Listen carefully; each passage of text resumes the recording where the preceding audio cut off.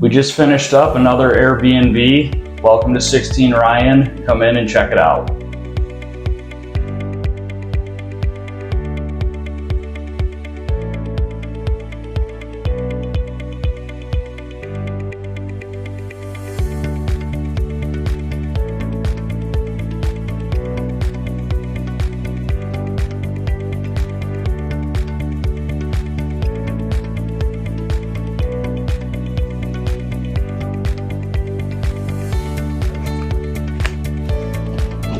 At the end of the day, New York State and Kathy Hochul love to play games. So when you're in real estate, you need to understand how to beat them at their own game. One of the biggest reasons that I like Airbnbs versus traditional rentals is because it's a license, not a lease. At the end of the day, if we have an issue, we can throw them out the same day and keep their funds if there's damages. Unlike long-term tenancy, where you're dealing with the eviction process and tenants' rights.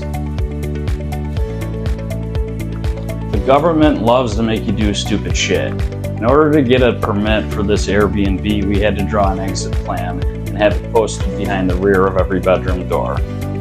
Fucking common sense says there's one staircase, go down it, and there's the exit. But we accommodated them and gave them an exit plan. We ended up getting a free water line on this property. Erie County has a lead line program that will pay to replace the entire line at no cost to you. Understanding and knowing access to these programs is key in your success in real estate. Also, locally, we have HomeServe, and for a few dollars a month, you can insure your water and your sewer line. Don't lay down 10 grand out of pocket. At the end of the day, kitchens and bathrooms rent units. We went the extra mile, tiled everything up, brand new exhaust fan.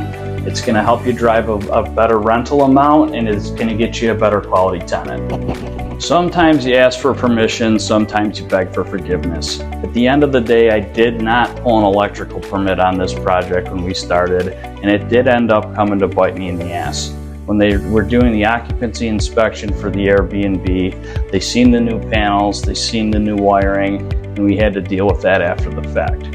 I would have done it again because we had to meet the timeline on this project, and the delays on the front end was what I was trying to avoid.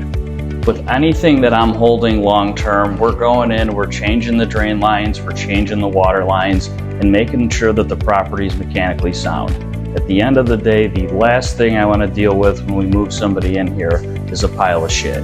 So we make sure to update the plumbing.